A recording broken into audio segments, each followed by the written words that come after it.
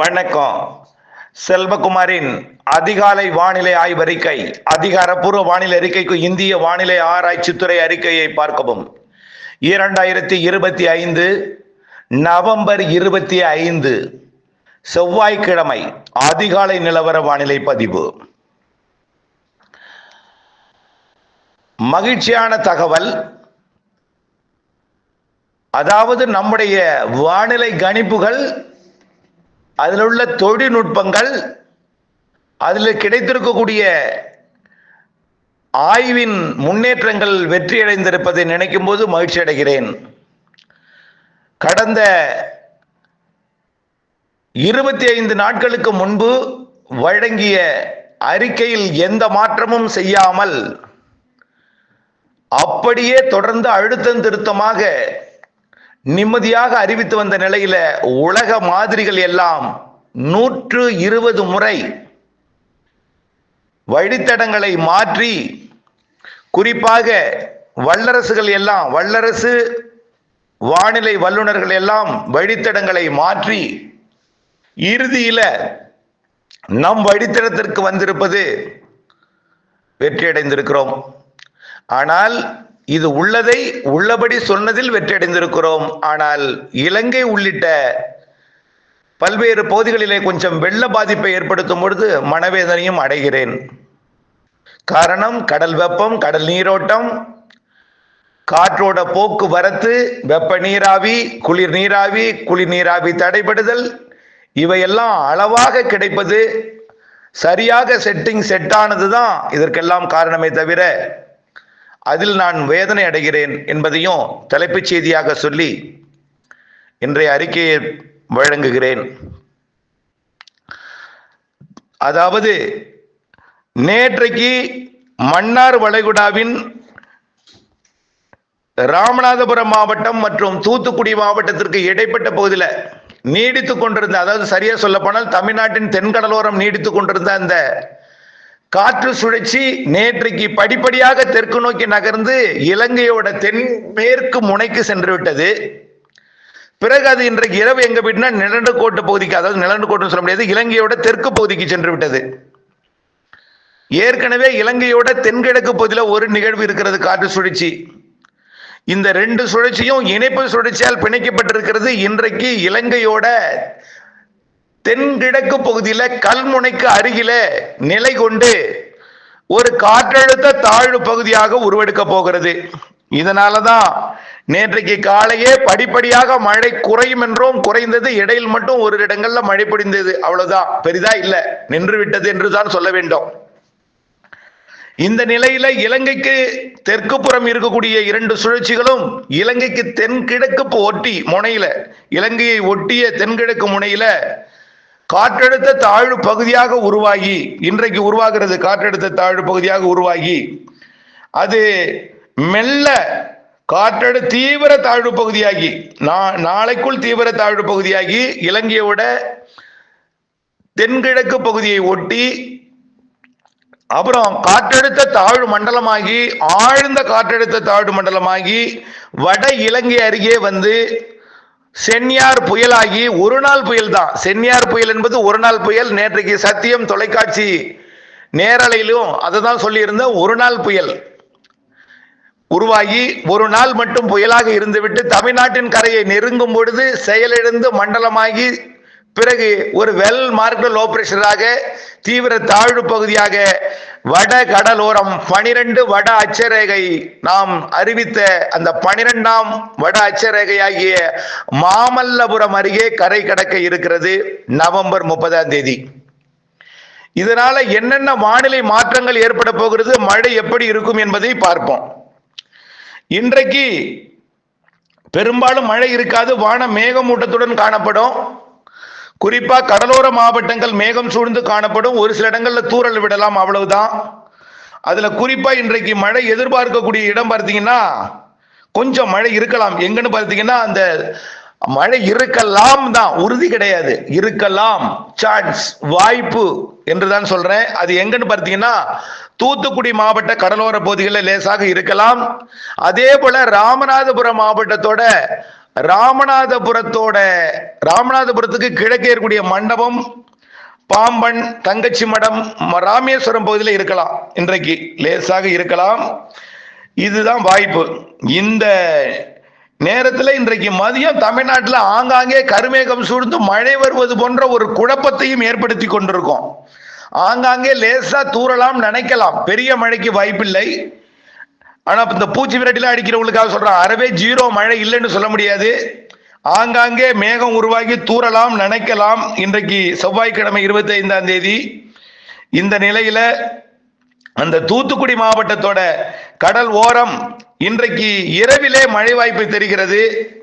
இரவுனா ஒரு முன்னிரவு நள்ளிரவிலே தூத்துக்குடி, திருநெல்வேலி மாவட்ட ராதாபுரம் பகுதியில் தெரியுது, ராமேஸ்வரம் பகுதிக்கு தெரியுது, கோடியக்கரை முனையில தூறலை கொடுக்கலாம். இந்த இடத்துக்கு மட்டும்தான் மழை இருந்துட்டு இருக்கும், குழப்பத்தை ஏற்படுத்திட்டு இருக்கும். அதுலயும் கூடுதல் வாய்ப்புன்னு சொன்னீங்கன்னா தூத்துக்குடி மாவட்டம், திருநெல்வேலி மாவட்டத்திற்கு இருக்கும். ஒட்டுமொத்தம் இப்படி குழப்பத்தை ஏற்படுத்தி கொண்டே இருக்கக்கூடிய நிலையில இலங்கைக்கு தென்கிழக்கே ஒரு காற்றழுத்த தாழ்வு பகுதி உருவாகி இலங்கை ஊடாக இலங்கைக்கு தரைமேல ஏறியே பயணிக்கும். ஏறி பயணித்து திரிகோணமலை தாண்டி கடல்ல போய் இறங்கும். ஏன்னா அங்க போனோம்னா குறுகலா இருக்கும், பிள்ளையார் மாரி இருக்கும். நீங்க பாத்தீங்கன்னா நம்ம என்ன சொல்றதுன்னா பிள்ளையார் மாதிரி என்ன சொல்றதுன்னா அந்த சாணத்துல நாம தெய்வமாக வழங்கக்கூடிய அந்த பிள்ளையார் மாரியே தான் இருக்கும் இலங்கை. அப்போ மேல பக்கம் கூம்பா இருக்கும், அந்த இடத்துல போய் கீழே இறங்கிடும். உங்களுக்கு கற்பனைக்காக சொல்றேன், புரிதலுக்காக எளிமையாக நீங்கள் எல்லாம் நினைத்து கொண்டிருக்கூடிய ஒரு உருவத்தை சொன்னால் உங்களுக்கு புரியும் என்பதற்காக. அப்படியே போய் வட இலங்கையில இறங்கிடும். எங்க இறங்கும்னா திரிகோணமலை தாண்டி போய் இறங்கிடும். இறங்கும் பொழுது அங்க மீண்டும் காற்றழுத்த தாழ்வு மண்டலமாகி புயலாகும். ஒரு நாள் புயல் தான், கவலைப்படாதீங்க. புயல் தமிழ்நாட்டுக்கு புயலா வராது, அது முதல்ல நினைச்சிங்க. இந்த நிலையில 26ஆம் தேதி நாளை நாகப்பட்டினம் மாவட்டத்தோட வேதாரண்யம் பகுதி, ராமநாதபுரம் மாவட்டத்தோட ராமேஸ்வரம் மற்றும் ராமநாதபுரத்தோட கடலோர பகுதி, தூத்துக்குடி மாவட்டம் மற்றும் திருநெல்வேலி மாவட்ட கடலோர பகுதியில் மட்டும் அவ்வப்பொழுது லேசா ஒரு மழை இருக்கும். அப்பப்போ லேசா மழை இருக்கும். ராமேஸ்வரத்துல கண்டிப்பா இருக்கும், இந்த இடத்துல மட்டும் இருக்கும். எப்போ? நாளை புதன்கிழமை 26ஆம் தேதி லேசான மழை இருக்கும், அப்பப்போ மிரட்டி கொண்டே இருக்கும்.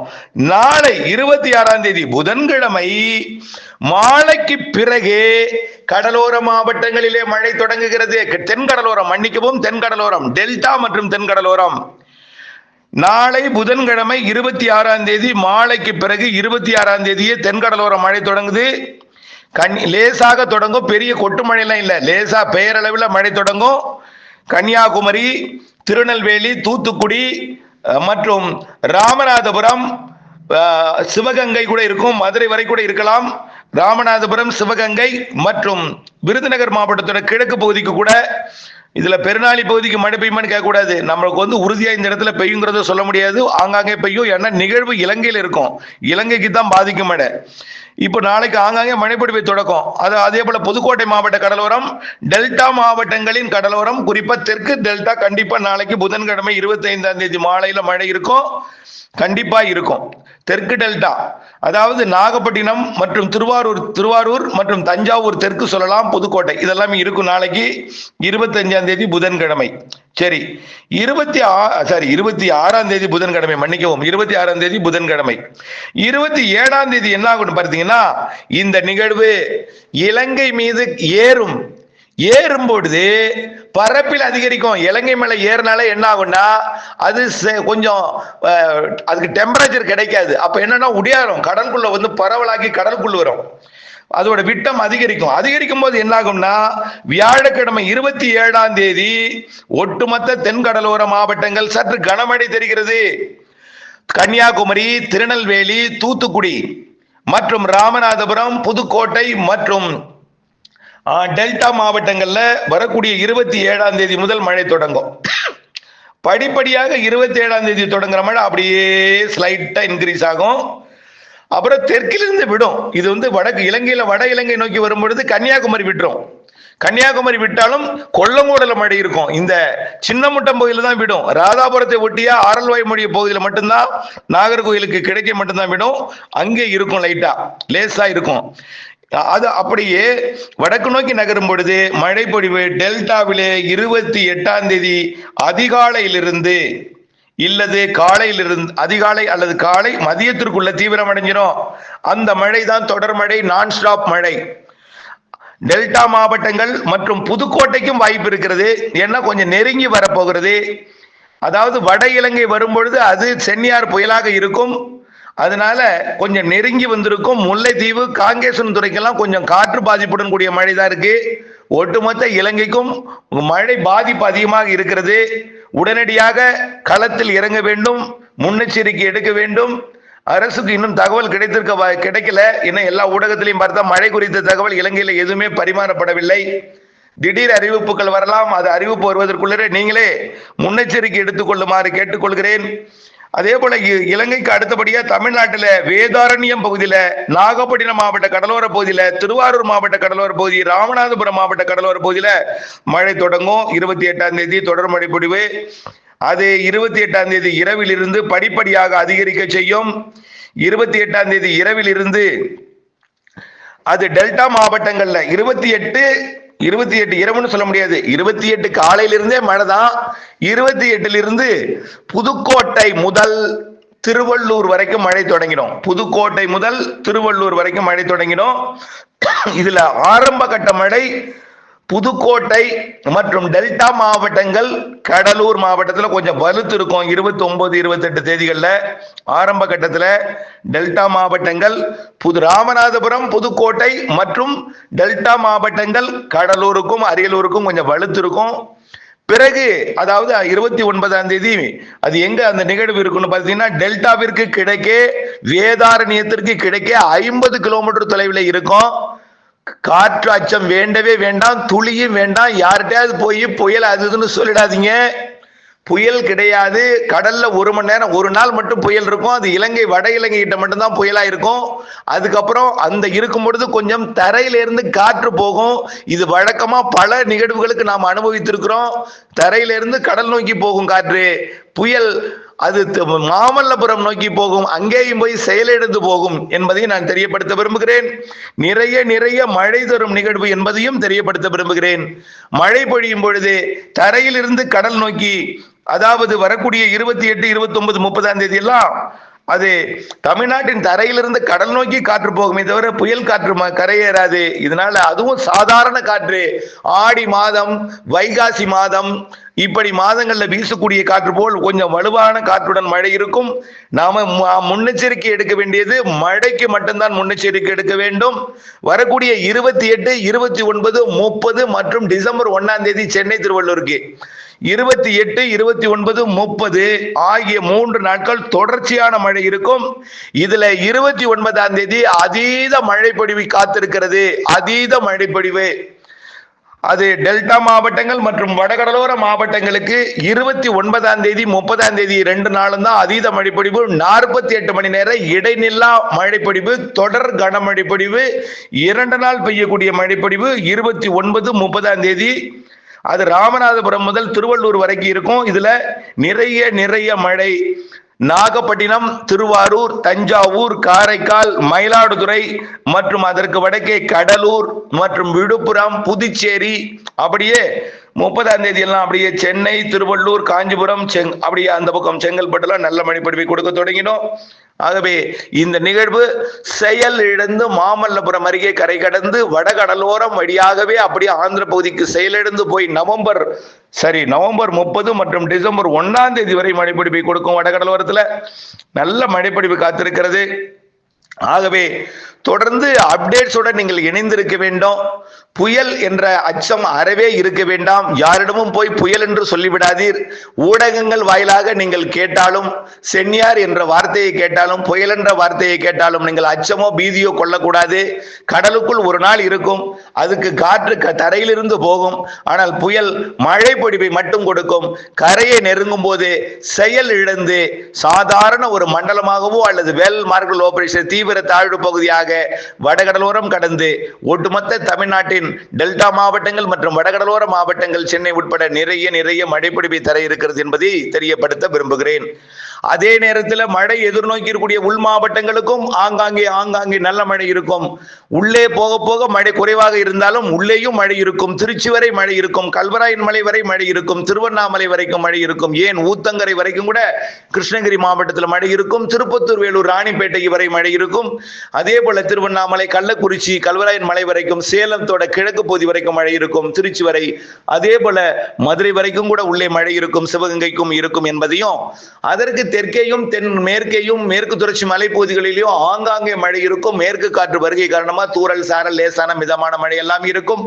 இந்த மழை இப்படி வடக்கு நோக்கி போய் கொண்டிருக்கிறதே, இது பொய்த்து விடுமோ, ஏரி குளங்களை நிரப்பாதோ என்று திண்டுக்கல், திருப்பூர், கரூர் மாவட்ட மக்கள் நினைத்து உடனடியாக உங்கள் மனவேதனையை அருகில் உள்ளவர்களுக்கு புலம்புவீர்கள், வேதனைப்படுத்துவீர்கள். இதற்கெல்லாம் சொல்வது ஒன்றே ஒன்று, அடுத்த நிகழ்வு டிசம்பரில் இருக்கிறது. அது நேரடியாக ஊடுருவி மேற்கு நோக்கி பயணிக்கும். டிசம்பர் முதல் வாரத்தில், இரண்டாவது, மூன்றாவது வாரத்திலும் இருக்கு, கிறிஸ்துமஸுக்கு பிறகு ஒன்று இருக்கு, ஜனவரியிலையும் இருக்கிறது என்பதையும், அடுத்தடுத்த நிகழ்வுகள் மழை தரும் என்பதையும், இந்த நிகழ்வு டெல்டா மற்றும் வடகடலோரத்திற்கு ஆனது என்பதையும் தெரியப்படுத்த விரும்புகிறேன்.